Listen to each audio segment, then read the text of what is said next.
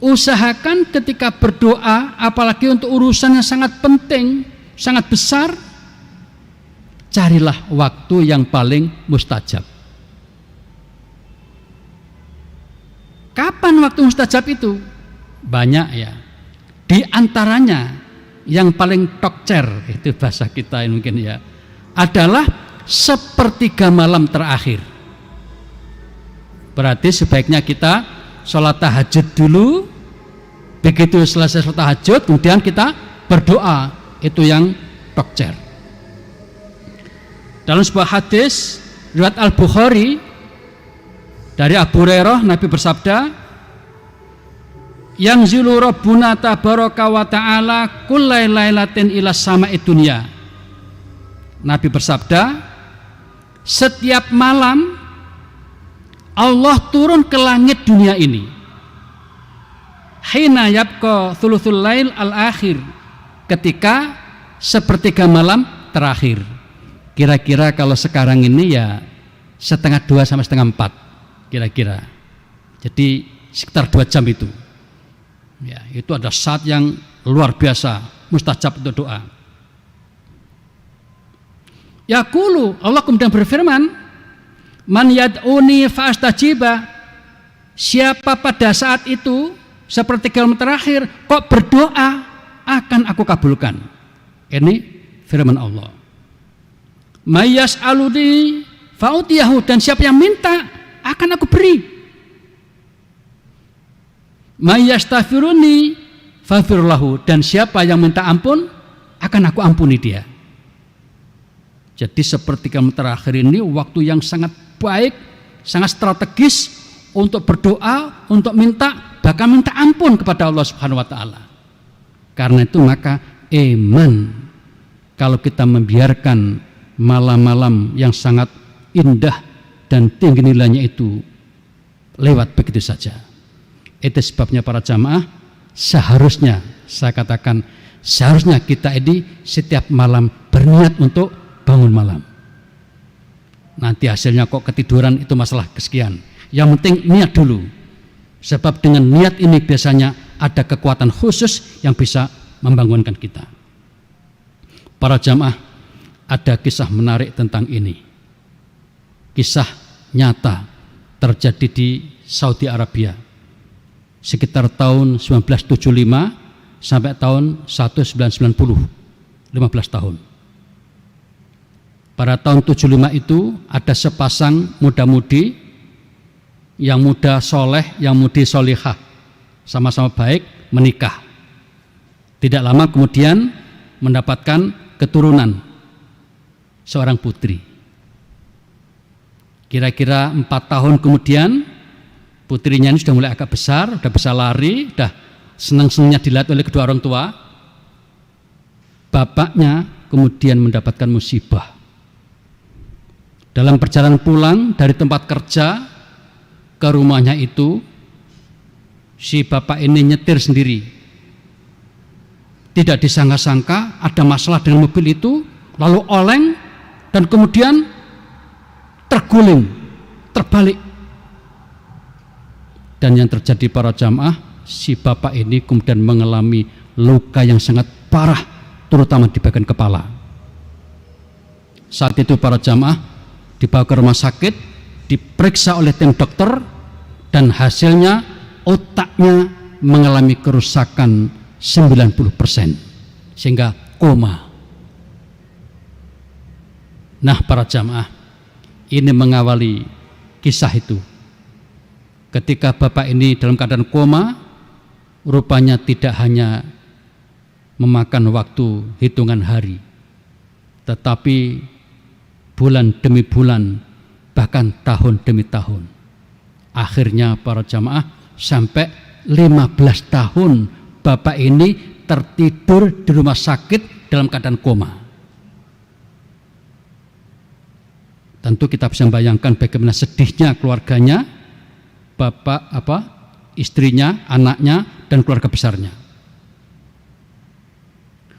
Nah, istrinya ini kemudian di saat-saat suaminya sedang koma tadi itu, walaupun digoda oleh sana sini, Di antara godaan itu para jamaah agar si ibu anak ini minta dicerai saja supaya bisa nikah lagi, karena praktis bertahun-tahun tidak bisa berfungsi sebagai seorang suami.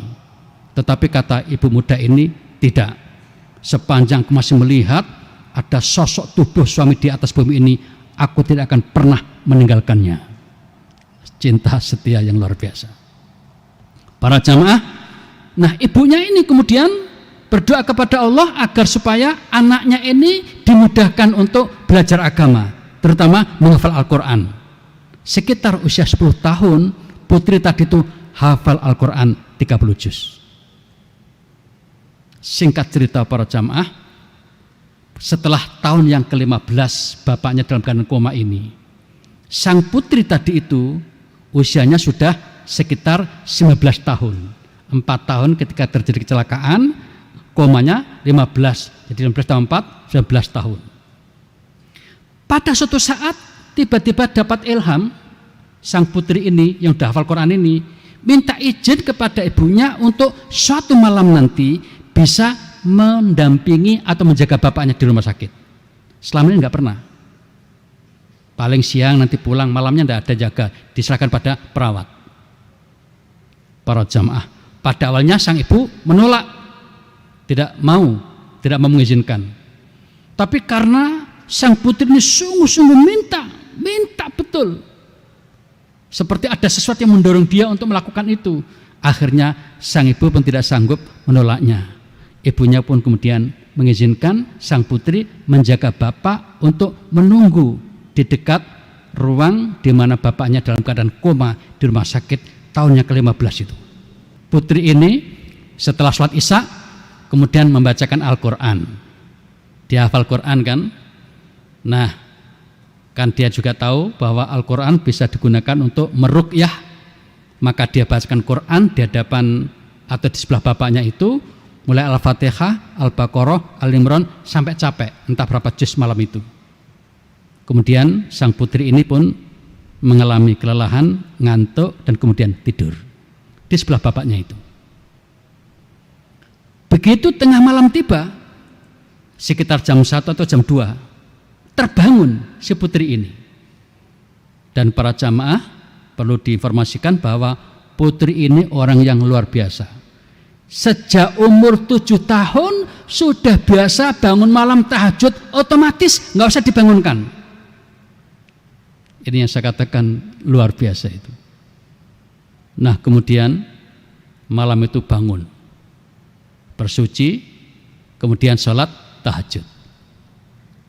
Kalau sholat tahajud itu biasanya kan sekitar 11 rakaat lengkap dengan witirnya.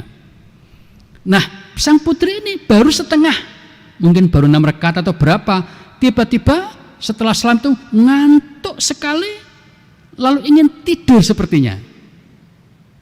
Maka dia pun mulai tidur. Di saat itulah mendapatkan suara gaib, suara aneh. Suara itu mengatakan begini, "Hei putri, kenapa kamu malah tidur? Katanya kamu ingin berdoa. Ini waktu istimewa.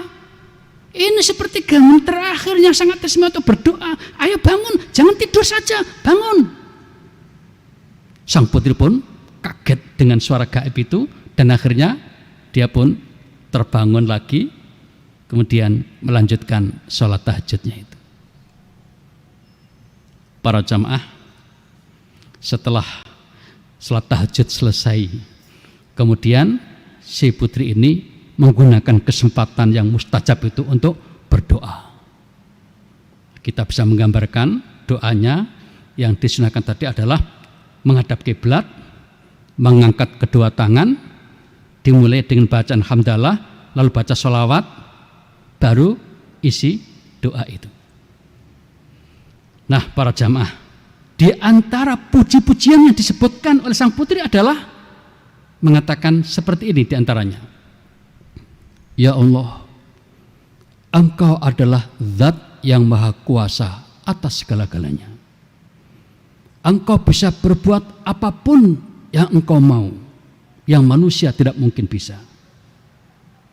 Ya Allah, aku tahu bahwa Engkau pernah menyelamatkan Nabi Musa dari kejaran Fir'aun. Engkau juga pernah menyelamatkan Nabi Ibrahim dari kobaran api unggun yang besar sekali. Berkat kekuasaanmu, Ibrahim selamat.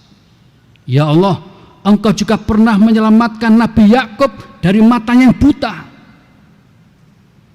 Bahkan Engkau ya Allah pernah menyembuhkan hambamu Nabi Ayub yang sakit selama 18 tahun. Engkau juga yang menyembuhkannya ya Allah. Ya Allah, Engkau saksikan di sebelah aku ini adalah bapakku.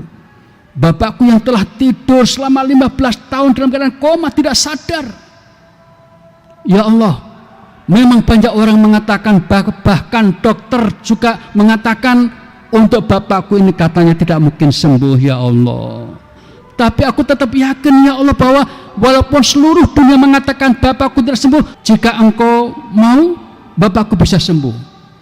Untuk itu ya Allah, melalui suasana malam yang sangat baik ini, kumohon kepadamu ya Allah, sembuhkan bapakku ini, sadarkan bapakku ini.